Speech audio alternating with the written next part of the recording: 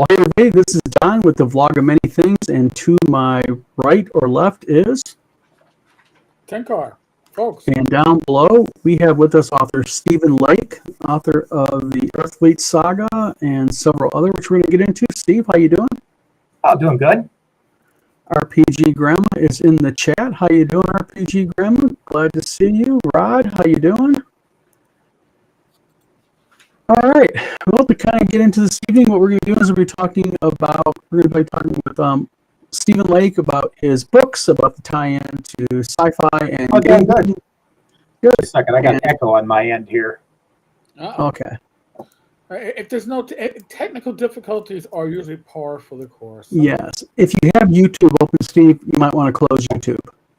Or at least Sometimes Not open right now. Oh, I see what it's doing. Got it. Yeah. Found it. Okay. Yeah. So, Discord. yeah.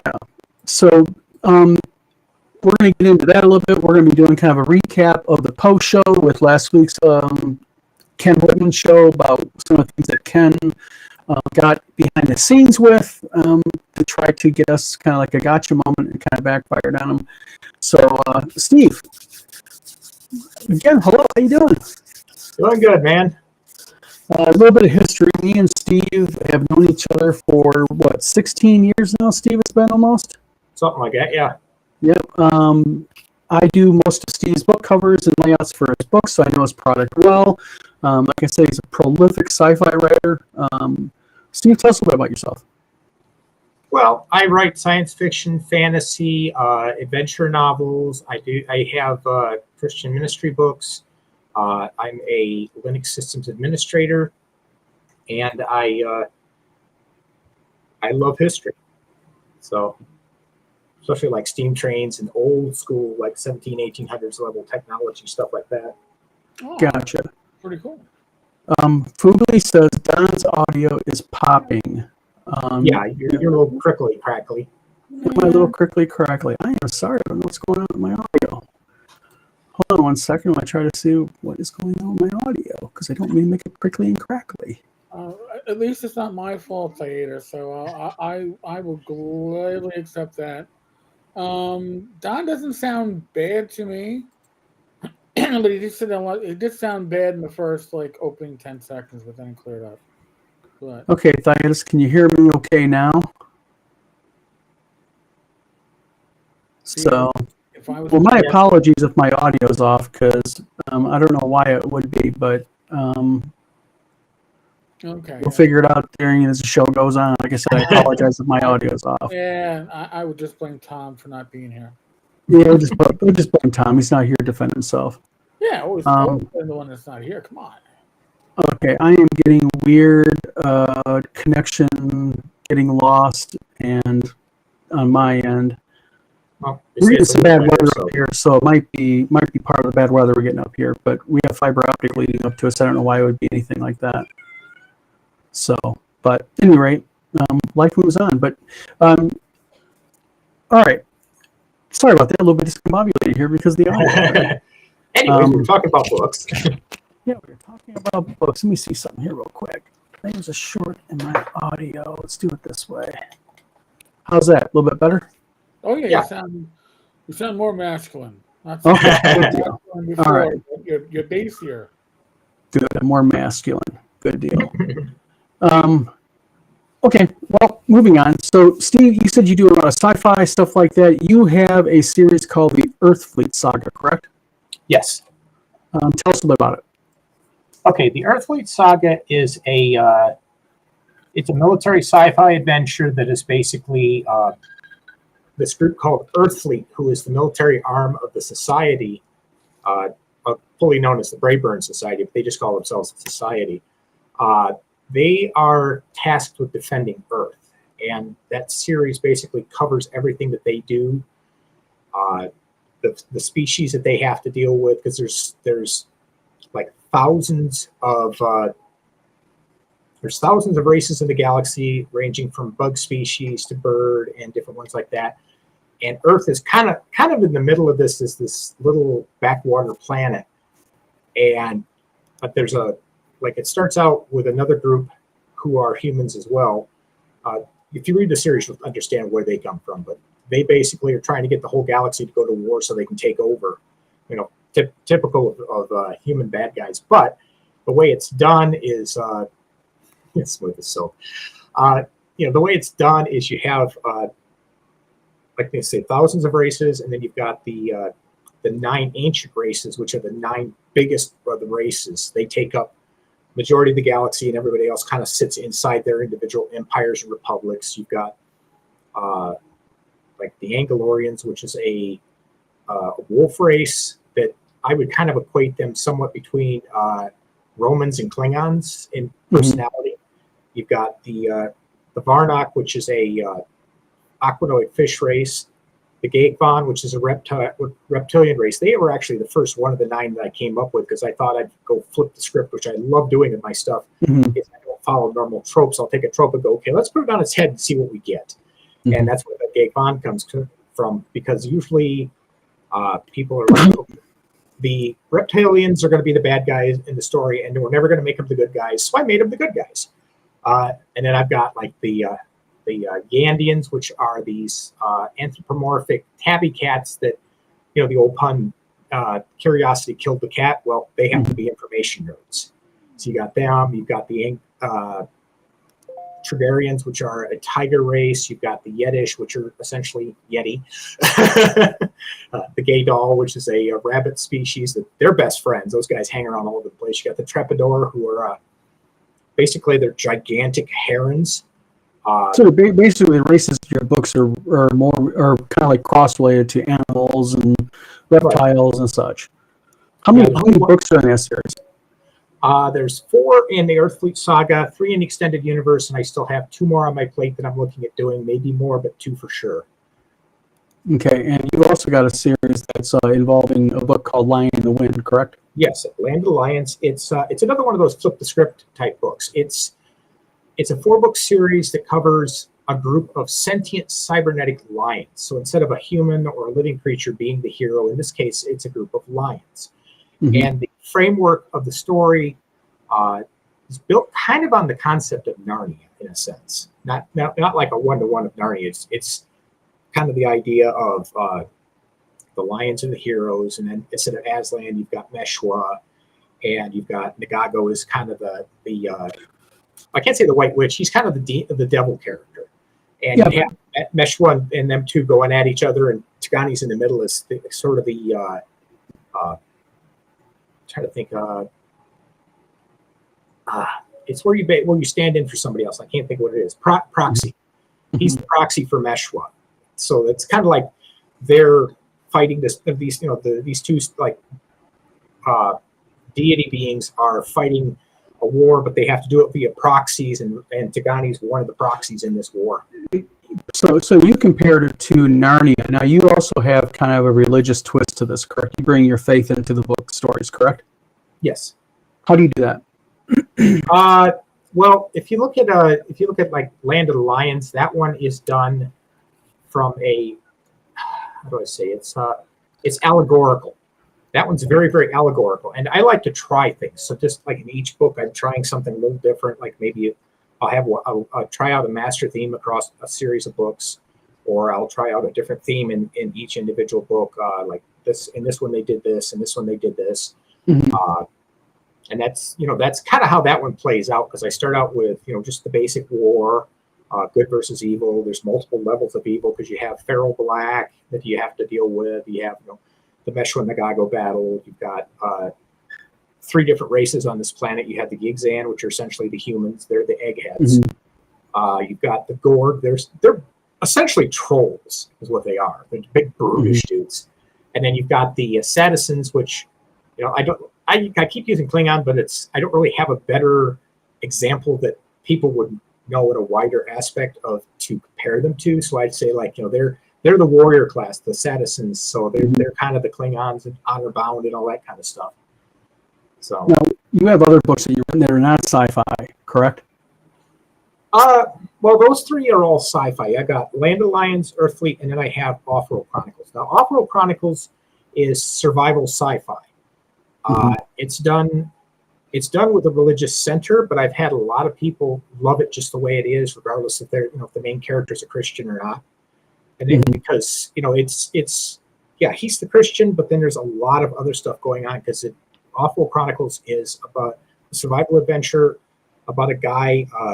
He's a computer geek. He gets kidnapped and taken to this planet and put into this 6,000-mile long survival race. And he runs up against dragons. He runs up against the controllers, which run the race, and the controllers are otherwise known as the Syndicate. The Syndicate's broken up into two groups. You've got kind of like this Men in Black Section 17 group. You've got the other half, which is the Alien Brotherhood, which is a bunch of demons. Then you've got Section 9, which is basically the CIA come from Earth. They run into dragons, but these aren't like your normal scaly dragons like you see in most fantasy. They are essentially, they're a chimera. They are they're like winged dogs, but they can breathe fire and different things like that. If you want to, or I can just pull it up and then you can screen share and I can show you what they look like. But cool. let's see here.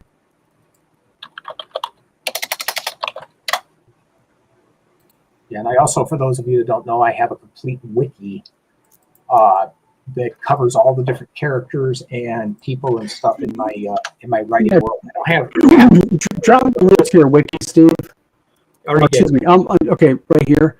Well, what I'm going to do here real quick is I'm going to go and I'm going to copy the wiki, and then what I will do here is, let me go over here and I'll share the page. Better yet, how's that? Yeah, that works. Let me go into here.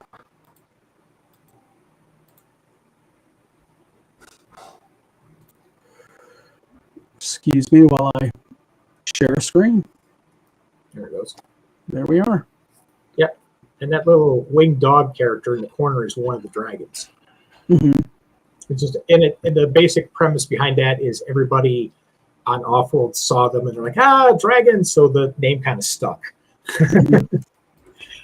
So yeah, that race had been, the race itself that they're involved in stretches for, or it's been already going on for like 500 years. And then there was, prior to them being on this planet here, they were on another planet prior to this called Ember, which that'll be covered in other books, but it is mentioned in the series. So like you got dragons like Zack and Zack, Fallon, Darloon, Maggie. It's just a fun bunch of characters there. And then as they're going along, they meet all these different groups. They meet a Baroness. They meet a guy who pretty much is the clone of Barbossa from Pirates of the Caribbean. He was the character model I used to model that in my mind so I could get the character correct. Yes. And so there's all kinds of fun stuff. And you meet, you run into the demons, Section 9s, and there's all these moving parts going on all the way through this. And the end goal is to get to the end and win. And then once, at the end of that 7-book series, just because of how much was in motion in that book series, I couldn't do an epilogue and do the story justice at the end of the 7th book. So I created created a trilogy to go after it called After Offworld, which covers Simon's group, the Dragons of Offworld, and Simon is a major character in your books. Yes, Simon is the main character in the book. He's the one that starts off everything. Then he picks up Trevor, who's a street smart kid from Chicago. They pick up Aria. She's this kind of street urchin, also from Chicago. Then they pick up Barash. This is a 7'5", built like a tank Nigerian. This dude's just beast mode, just huge. Then they also pick up Alex, who is he's like 60 years old. He's been there for like 35 years, I think, somewhere around there. He was early 20s when he got kidnapped. He's British SAS. So he's kind of the military expert for part of the book. Then you have also Jurg, who is a sentient tiger, not cybernetic. He's an actual tiger, but he's what they call a TEL, or technologically enhanced life form. So he's got like a little computer and stuff in his body to make him smart and able to talk and all that stuff. And that's the main team. and they go through there. They run into pirates. They run into gigantic dire wolves. All kinds of cool stuff. And then on this Realms of Imagination wiki, that has all of your writings, that details all the different books, all of your different stuff. All the major, minor characters, unless the character is like completely insignificant, like they're just in for a few paragraphs and out, they're probably not going to be there. Everybody else will. Now, you've also written a book called Dreamland Articles, correct? Yeah, that one's not around anymore. That one went out of print, but now you're revamping that, correct? I took some of the stories out of that and I did them as short stories on my YouTube channel for Short Story Fridays. Yeah, now that's right. Let's talk a little bit about your YouTube channel. You do a YouTube channel where you do, what exactly do you do? Well, there's three things I basically do. I'm on pause right now because I got to sort out some other things first and then I can get back into it. But I've got on Mondays, once I restart it here, hopefully soon, I will have Intro to Writing, which is just, here's writing, here's the things you got to consider. Is it weather? Is it landscape? Is it other things like that? Just things you need to know as a new author starting out. Somebody who doesn't have any experience, they've only been in it a year or two, and they want to learn how to do it. Wednesdays, I'm featuring a particular novel in my series. The next one up is going to be book one of Off-Road Chronicles called The Race. Mm-hmm. That one is going to be the next one featured, and I just do a chapter a week for that one until it's done. After that will be the next series I'm working on, which is called Mageful. And that is a book series that is a parody on RPG gaming. So yeah, that's the one we were talking about the other day that you had to do the cover for. Yeah, okay. that one's going to be a lot of fun. It's not like a full story like a normal novel and stuff. It's all these little vignettes that are like, if you've ever RPG gamed, you'll look at them and go, yes, I can relate to that. Steve, the people here in this audience definitely have RPG gamed. I mean, that's what we got right here. No, you think? No. Yeah, so it's all these little vignettes, and then there's a bunch of different characters in there. The main one, though, that so far of everybody I've had test out some of my stories, read them, tell me what they thought of them, was a character called Rogue Dragon. This guy, if you've ever seen the anime One Punch Man, he's essentially that, but for RPG gaming. He's this mage that's just so ridiculously high up in his level that he'll be like, oh, I'll just knock that leaf off that tree over there. Goes half the forest, like, oops. Yeah, it's like a typical 5e magic user. He's like got the needle pegged in the red and buried halfway to China. So, but the thing is, oddly enough, you really don't play role-playing games. Not anymore. I used to play them a lot, but I kind of, everything going on, I don't have the time anymore. Plus, the guys I used to play with pretty much gave up on it because they don't have the time either. So, you work for an ISP though. You're a senior web host. Yeah. Yeah, you're a senior tech guy in that company. Yeah. So, what exactly do you do in your job? You don't mind me asking. Well, I used to just be a regular support admin on the floor, but now I'm a support coach. So now I teach the guys coming in behind me who need the extra training for level 1, level 2, level 3. Mm-hmm. I'm not good enough to be training system admins, which is our L4 and L5, but I do get everybody else below that, which is fine. That works out perfectly for me because that's part of what I love doing is teaching other people things. Gotcha. And so besides writing and work, what else do you do? Not a lot. Not a lot. Those keep me busy. I do my own dev work, so that keeps me busy. I've got like I said, I got my ministry stuff. I'm constantly busy. There's always something for me to do. Mm-hmm. Gotcha. So, kind of getting into, like I said, you haven't done any. What kind of role playing games do you used to play? The biggest, I used to play a bunch of them, but the biggest one I used to play was an old pencil and paper game that me and a bunch of friends came up with. It was like 16 of us at one point in time, and it was just pencil, paper, DM, and a couple pair of dice, and we just went at it. It was just whatever we wanted to do for that night. And kind of like a role playing game on the fly, not really any firm rules, just kind of right. Yeah, we just kind of rolled with. We started with a theme, and off we went. You never knew where you were going, but that's what made it so much fun. Yeah, and everybody had their the big thick books of like all their stats and the characters and stuff all written down and stuff. So Yep. Yeah, because you were the one. Me and you were the ones that did when I had my publishing company, ATP, Author Tracker Pro, and tried to fire that up, but we couldn't fire that back up because the PHP was so outdated and such. yeah, that was written for 5.6, and we're up to 8.0 now. So 8.0 now, yeah.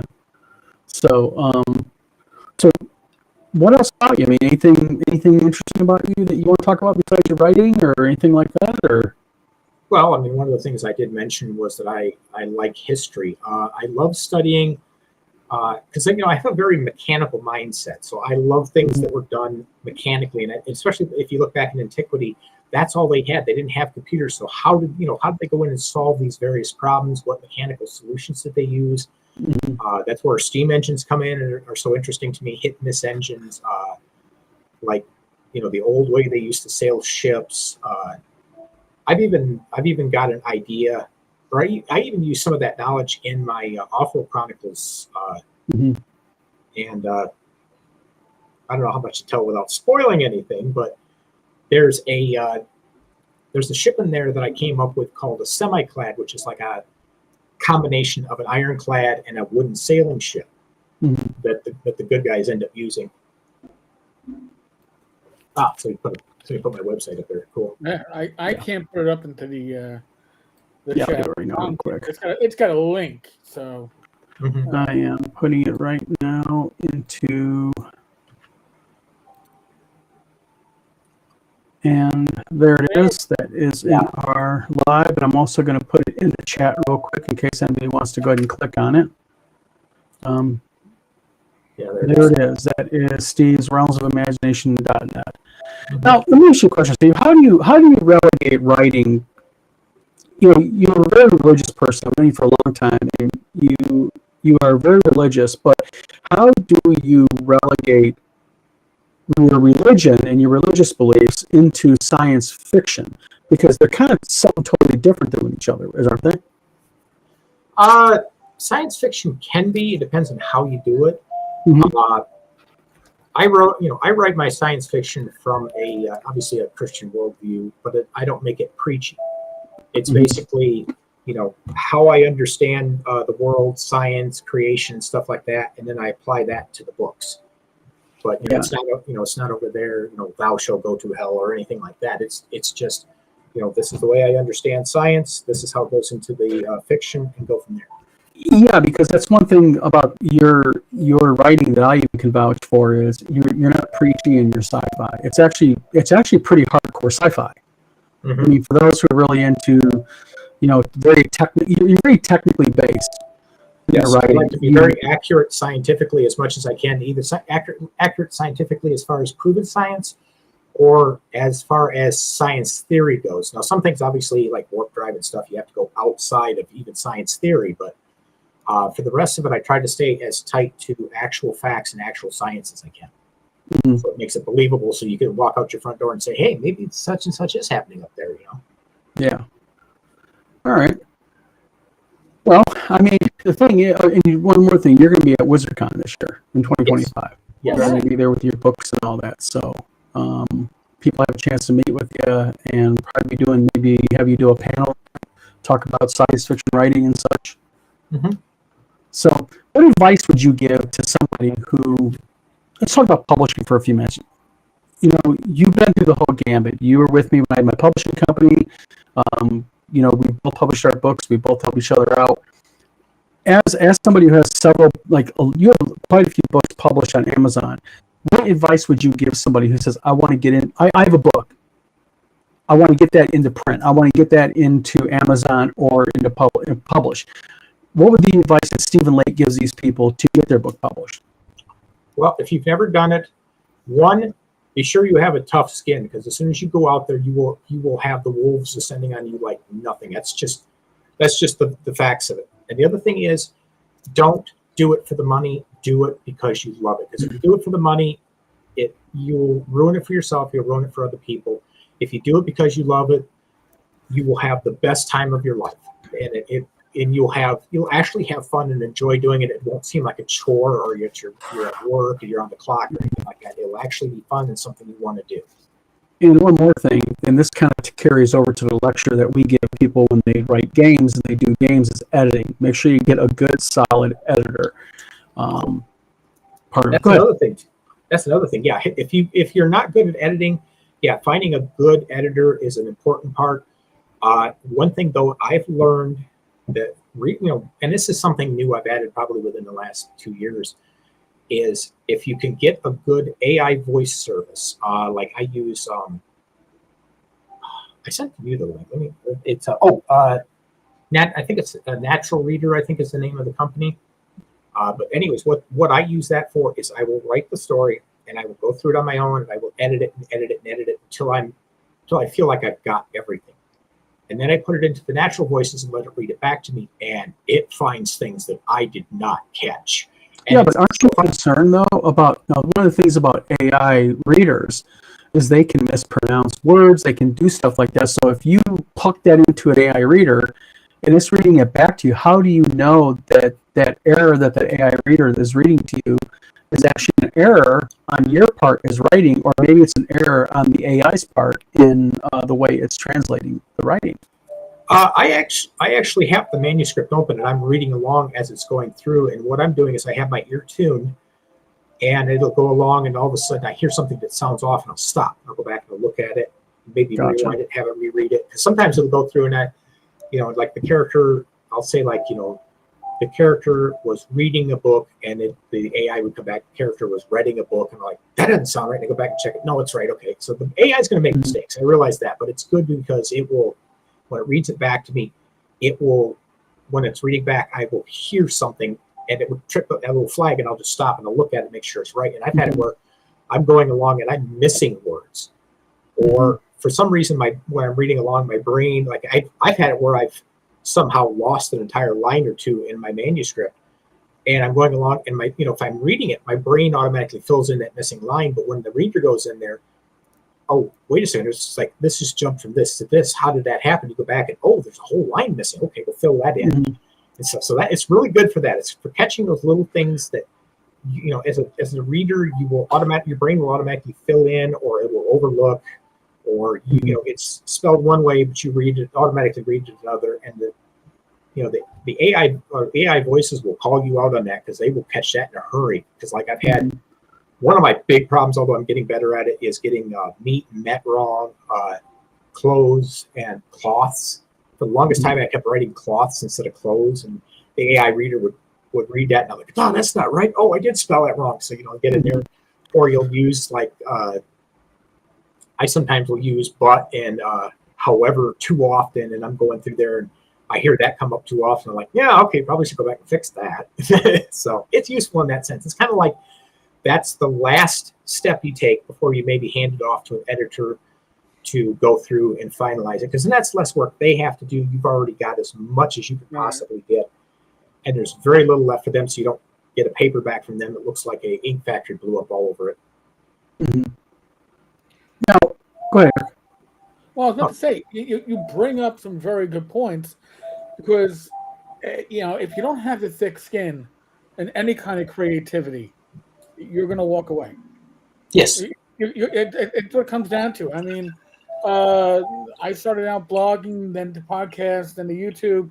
And first off, your initial work, if you look back, I can look back at blog posts that I did back in, 2012. And I look at what I'm doing now and what I'm writing about now, and you can see the voice has changed. The ability to express yourself, the more you do it, the better you get at it. Yes. And I think that the biggest advice is, if you have a passion and you want to write, start writing. I mean, that's really what it comes down to. If you keep on putting it off, you're never going to do it. Yes. And also, when people start out, they have to remember, unless they've already been doing writing where they've got at least some experience in writing, if you're just starting out doing creative writing, understand that your stuff is going to suck. Yep. And that's expected. But the thing that makes you better is Don't stop writing just because it's bad. Keep writing, keep writing. Just that writing alone in and of itself will help you get better, because you'll slowly train your brain to think in a particular way, to write in a particular way. Because when I started out, I began writing in 1992 while I was in the Army. Just something for me to do to kill time while I had free time rather than going out. Yeah, Mr. Gunn says writing is very hard. Like, yes, it is. And it's like any skill, like any craft or whatever. It's something you have to practice constantly to get good at it, stay good at it. Yep. But yeah, I started out in 92 in the Army with just an old-fashioned typewriter. I think it was one of the little spinny ball type typewriters, little electric thing. And I typed the stuff out, and I wrote. I just wrote just whatever came to my mind. Usually, it wasn't long fiction. It was like 10, 20 pages at most. And it was one of them that was very memorable to me was a story called Striders, which is basically Voltron done kind of MechWarrior style. And yeah, and it was great. I had a great opening, and yeah, writing well is hard. Exactly. No, it started out great, fun story. Everybody liked it. And then there was this point where they got done with the initial scene, jumped on a ship to go to the academy, and I hit a wall and could not get past it. I finally just said, moved on to the next one and kept working on it. I kept working on different ones until I finally got something that worked. Mm-hmm. Now, you mentioned AI assisted with your reading it back to you. AI is a really hotly contested thing in gaming, especially game publishing. The use of AI art, the use of AI, things like Chat GPT, things like that. Now, you use AI for the reading back to you, correct? Yes, I use the AI voices. Now, for me, like I say, AI voices, I use that. I also use it on my channel because really, I mean, I might sound like, I might be a good reader, but if you've ever heard me reading an audiobook, you'll probably want to go jump off of a balcony. So I let the bots do the reading for me. And I've been using that on my channel. But yeah, most of it I use just to read back to myself so I can hear problems. I have started using a couple of different tools as far as the AI chatbots are concerned, because there's Bing Bot, which works with Bing. DuckDuckGo now has Duck Assist. And then there's also Chat GPT. And what I tell people is don't use them in your stories, but they're good for research. Use them like a super Google, because I've asked it like Chat GPT questions before that I couldn't find in like Google or DuckDuckGo or whatever, and it gave me a clue, and I'm like, oh, okay, and I go over and start. How do you know that Chat GPT is giving you something accurate? I don't. I have to. Basically, I'll ask it a question, it'll give me an answer, and if it gives me a path I can research down, then I can go over to Google and start going through Google, and oh, there's what I'm looking for, there's the information I'm after. So it's a stepping stone, it's a starting point to get you in a different direction, or in the direction you want to go. Like gotcha. So you use it not verbatim, you use it as a tool to kind of steer you in a direction you need to go to get a research tool. Right, yeah, research tool. Like one good example of this from recently, when I was cleaning up, doing a modernization on my books, especially some of the older ones, to bring them up to current standards, one of the question points I had in book 4, and again, small spoiler, don't freak out. One of the questions I had in book 4 was there is this asteroid inbound to this planet, and they have to divert it off, but they can't divert it off very effectively, so it's got to go and crash into the sun. Well, there's dual suns there, two, Earth side or our solar system size suns. They're spinning around each other, perfectly balanced and everything. And I was like, oh yeah, this big 11 by 15 mile asteroid will crash into the sun, and they'll spin on each other like this. I ran into Chat GPT, and it said, bro, that asteroid isn't even a popcorn fart to those two suns. And I was like, oh, yeah, but I've got to go fix some stuff. I ended up researching, and what was it? Oh yeah, I was going through it and like I said, using it to research, and it ended up. I finally realized that the only thing that was going to give me what I needed in my story was to take orphan brown dwarf and slam it into one of the suns head on, while they're coming together like this. And that was the only way to do it. Even then, it wasn't going to give me all of what I wanted. I thought, close enough. So, but it helped me fix a plot hole I didn't realize was there because I didn't understand the celestial science of it. And it gave me everything I needed, and I was able to correct my story so that it was actually scientifically accurate. Fugu says ChatGPT can help with some odd things, like I'll ask it for scaling rates to make whistle change from one key to another. So exactly, yes, strange stuff like that. Yeah. Mm-hmm. I think the thing I found out too is sometimes, like especially when you're researching certain scientific things, you will find that what you're looking for is not all in one nice, neat little article on somebody's blog on the internet. What you're looking for is going to be in 5 different places under 5 different articles, and ChatGPT gives you all of the starting points to go find that information. Then you have to go out and find the articles that have that information, and sit there drinking coffee, boring yourself to death, reading it until you finally get to where you need. And then that's what I need right there, and I can go ahead and do the thing. Gotcha. All right. Well, pretty interesting. So anything you got planned in the near future, as far as books go or events or anything like that? Like I said, I know that you're coming to WizardCon in April. Yep, I got Realm Keepers is a possibility. That one's not solidified yet. A friend of mine invited me. I'm just waiting to see what he ends up doing. And what is it again? Realm Makers. What's that? Well, the funny thing is, it's a writing convention, and it's a Christian writing convention. And it's something he tipped me off to. That basically, it's kind of like going to a regular Comic-Con, but this is for Christian writers. And they call it Realm Makers. So where's that? It's going to be up in Grand Rapids next year. Grand Rapids. I think it's like June. Yeah, it's like June or July, something like that. We're supposed to share a table, I think. Oh, awesome. Very, very cool. So, all right. Well, yeah, as far as the other books, though, I think I mentioned this already, but I'll go into it a bit more since we're down to this point. Like I say, I'm working on Magefall, which again is a RPG parody. We got the main character, Rogue Dragon, who he's a riot. Just one second here. I think I can screen share this. Let me check. So I've been using.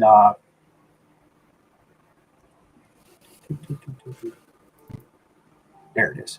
Okay, let me see if I can screen share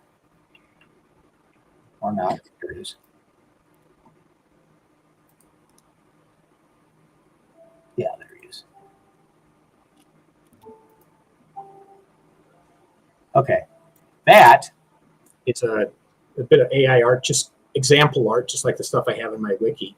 I've been feeding ChatGPT just a bunch of my story ideas, just to see how it reacts to it. More as an experiment, just to kind of get a better feel for the engine. And I just on a whim, I was like, hey, well, how you've seen all of these story ideas and stuff.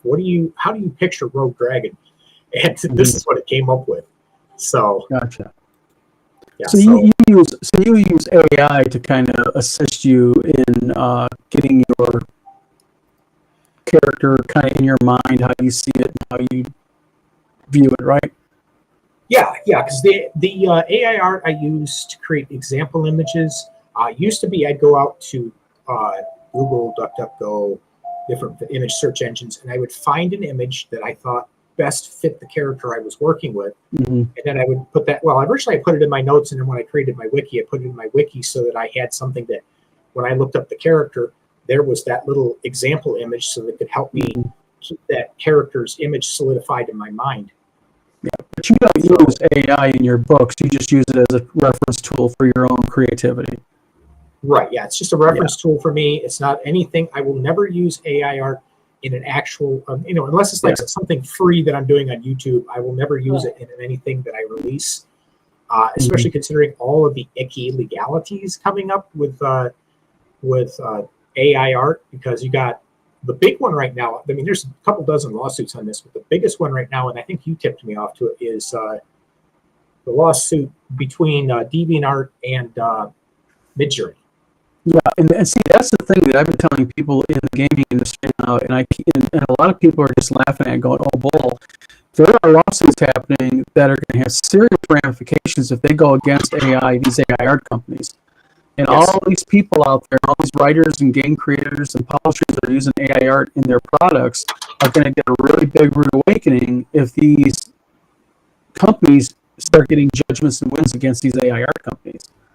Exactly. Yeah. Because until the legal aspects are settled, use it for yourself, use it for free stuff, personal use, whatever, something that does not make money, and you will be fine. Because if I remember correctly, copyright law says if you're just using it for personal use or for something free, you're fine. It's fair use. Beyond that, haul out your wallet and suck it up because you're about to pay a bunch of money. Yeah, I think that's what's going to end up happening. So, Right. but crazy stuff we run into. But yeah, well, Steve, appreciate it. Like I said, time flies. It's already been almost 45 minutes.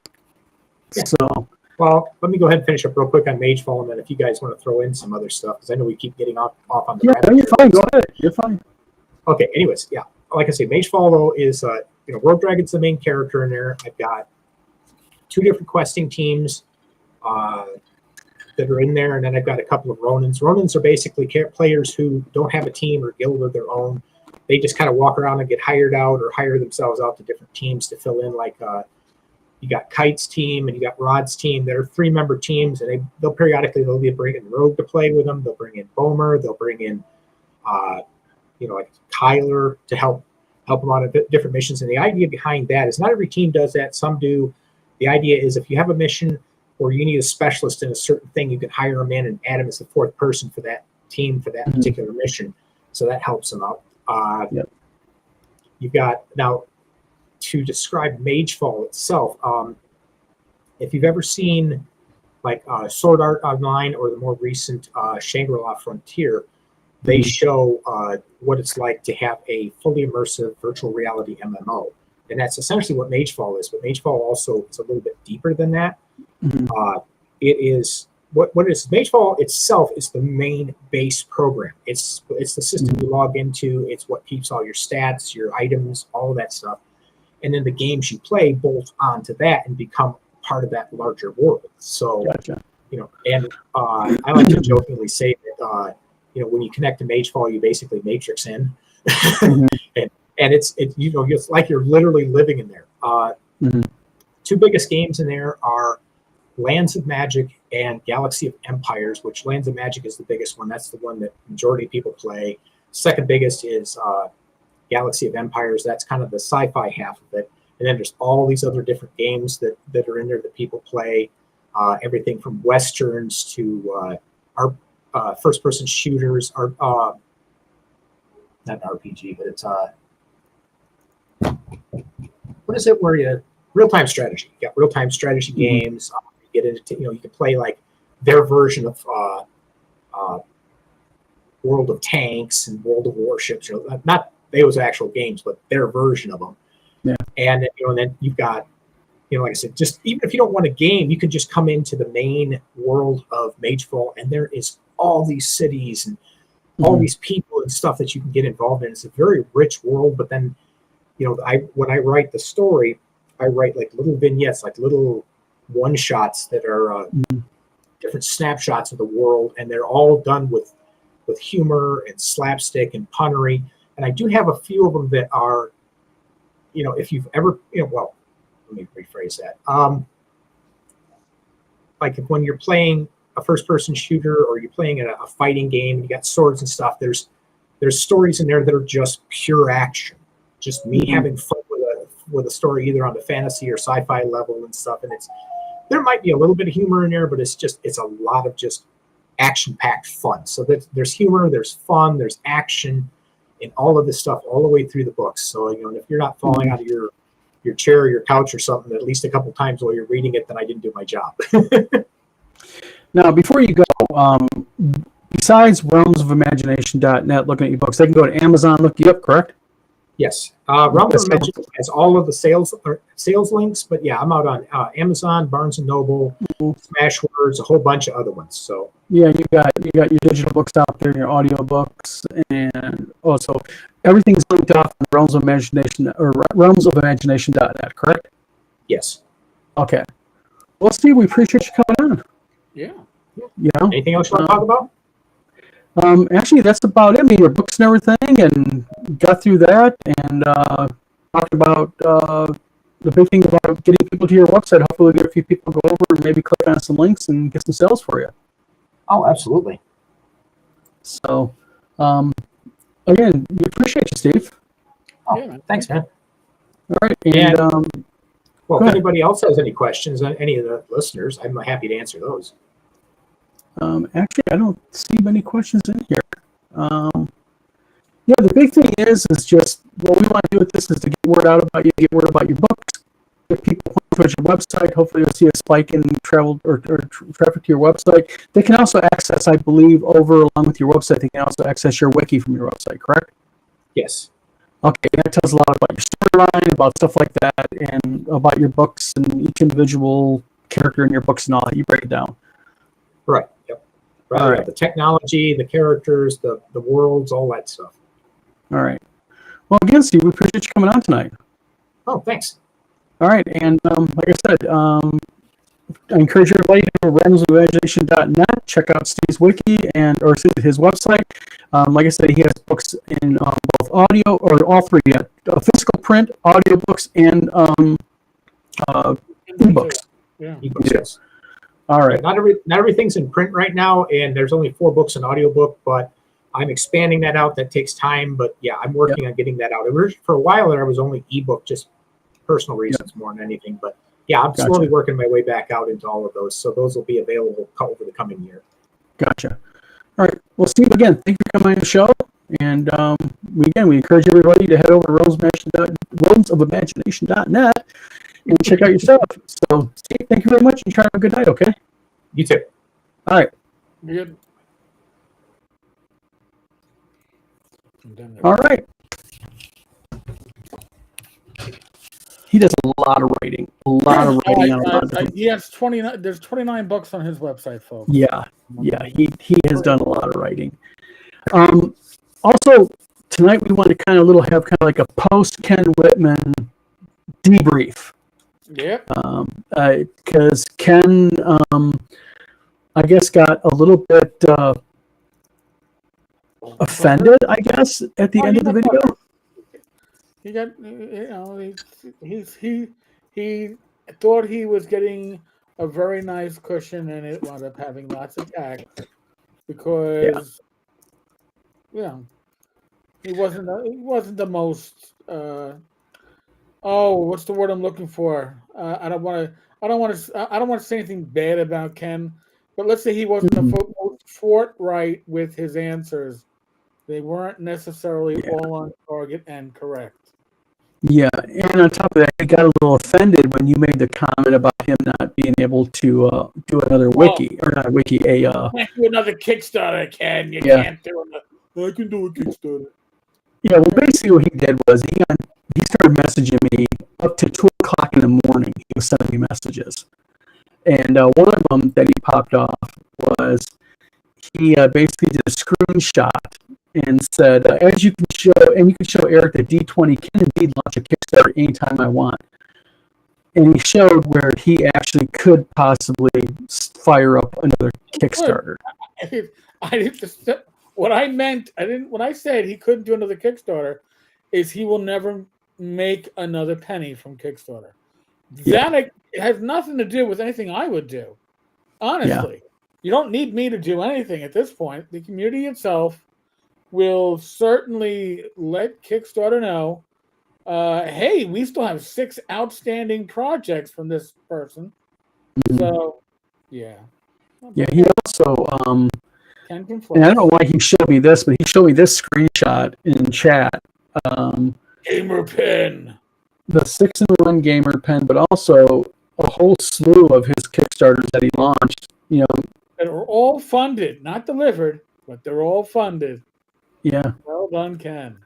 And he did 2 pencil dices? Yes, he did. All right, so here's the reason why there were 2 pencil dice Kickstarters.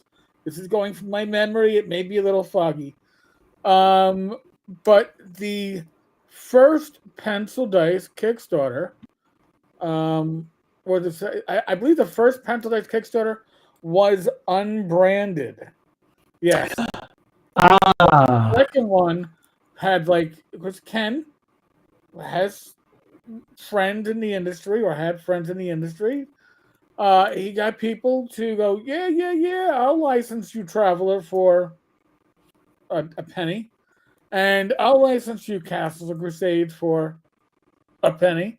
So he had the branded dice. So now look between the two Kickstarters.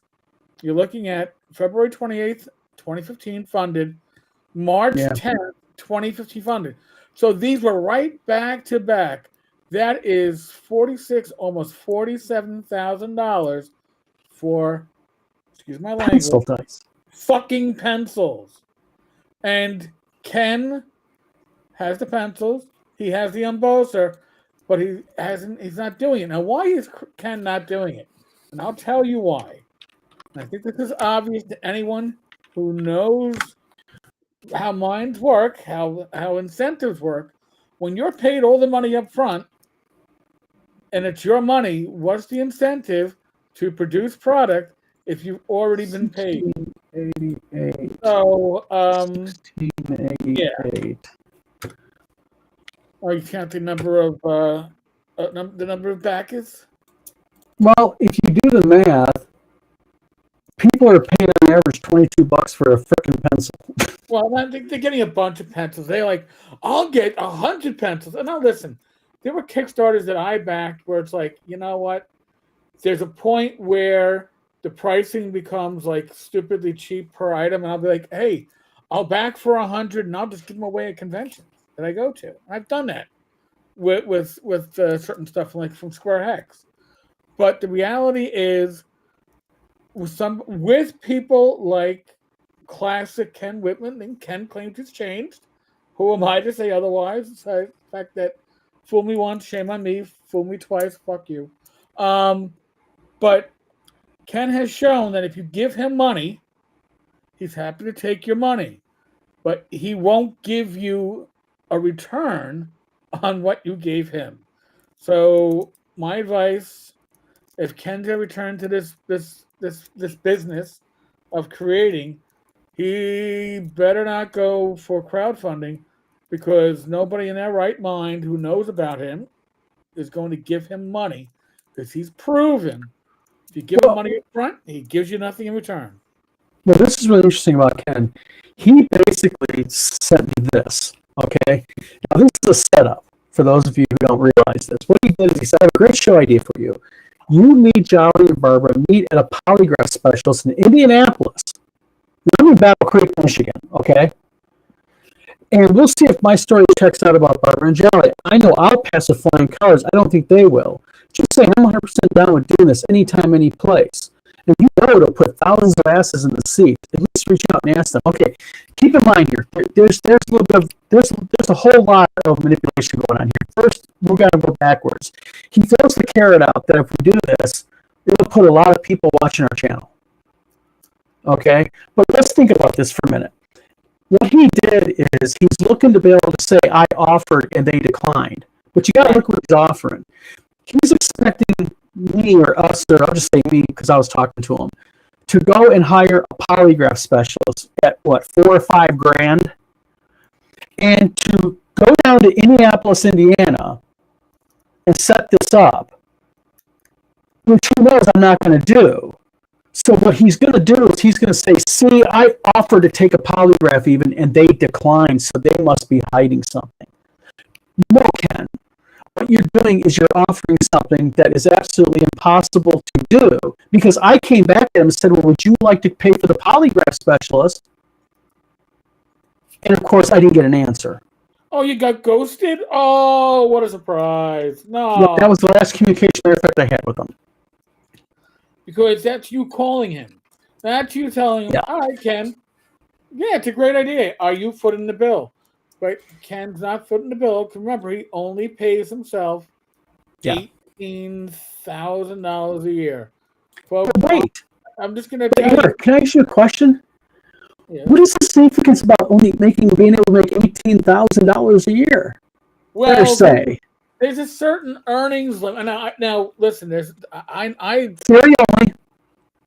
This is just a theory, but there is an earnings limit in the year 2024 if you're on SSDI of 18,600. So I don't know why Ken's throwing out 18,000. I only pay myself 18,000. I will say this, folks. I and another are working on a fact check of last week's video, and not sure exactly when we're going to get to do it. Probably not until early next week, Monday or Tuesday. And by the way, if you're local to Connecticut, New York, there's a James Carpio Memorial on Sunday afternoon. Yeah. You can go on Facebook. You can find the information on it. I'll be going, but that's why Sunday doesn't work for me. But we are going to get a fact check with the individual that's the main man behind Not Another Dime. And if there's anybody who keeps a closer eye on Ken than I do, it's Not Another Dime. So it's going to be a very complete and interesting fact check. I do fully expect Ken will respond to it once it goes up, because he can't help himself. But the truth is, Ken. Here's another thing we'll figure this out. A year and a half ago, I got to find out the exact date when Ken emailed me and tried to set up his first return. So that date's important because we're going to see what the nexus is. What was going on a year and a half ago, because Ken is reinventing. By the way, if you go to your Kickstarter, if you're a Kickstarter backer, you know what that D20 Entertainment logo looks like, right? It's changed now. It's now the Little Monsters logo. Little Monsters was his first entertainment company. Yeah, but which, by the way, the Little Red Monster is stolen flat out, being used commercially from a friend of mine in the Ukraine. Who's an artist, and he just found out about that because he watched our video and he started looking up Ken Whitman. And Whitman's getting paperwork in the mail from a U.S. attorney. Because this guy in Ukraine may be from Ukraine, but he's got money, and he's got the money to hire an attorney. And that little red creature is taken directly from his art online, and he does not have commercial use licensing for it. Oh, Ken, I would advise that you figure this one out quickly. Ken's been using that since he had his comic book store or his online comic book video channel. And then it became his movie creation stuff. So, I mean, now that's the graphic now for D20 Entertainment, which, by the way, I know Ken insists that D20 Entertainment, he has it as an LLC. Well, no, you don't, sir. And I know you don't. I know you don't because I know who has it. Mm-hmm. Wow. Well, not that, he claimed also that it's trademarked and all that, and it's not trademarked. Yeah. So all this little TM next to stuff, and he likes to throw that out there that's trademarked. No, it's not trademarked. And see, that's the fundamental thing about Ken Whitman is, everything he says is bullshit. I mean, it's not. You can't even be honest by saying it's one thing. Just be honest. That's my logo I use. Why did I always add I trademarked it too? No, I didn't. He's got an LLC. No, he doesn't. We know about his LLCs because we checked all his LLCs out. I did that last week. Yeah. And he has LLCs filed as recently as March and February of 2024, but all of his LLCs revolve around his movie making thing. Okay, someone's also saying, what's wrong with his mic? I got to check out my mic. I apologize to everybody if my mic is off tonight. It's a little scratchy. So you could be bad Mike bad, and we don't want that. true. And also, I'd like to highlight this comment. Lopsided Social says, cheap viewers on Strigo.com ruin the space. You're in the wrong channel. If you go on over to Evil DM on YouTube, he's looking to pay for viewers and subs. Yeah. So that's the guy you want to talk to, not here. So, but again, my apologies. I know Eric said he'd go in because he got us live tonight or over at the Discord. I apologize about my mic. I will get it fixed. I don't know what's going on with it. So, Eric, thanks for coming on tonight. Thank you for having me, man. This is always a good time. So, again, everybody, thank you for tuning in tonight. We apologize for mics. We apologize. I'm getting loose connection loss. Keeps blinking on my screen, so I guess something with my connection here. It might be your internet, yeah. Yeah, we got really bad weather coming in here, so I think we got maybe it's affecting something. Maybe a crackhead down the street ran into a whatever. But all right, everybody, try to have a good night, Eric. Enjoy Discord tonight. And again, thank you for guest Stephen Light coming on earlier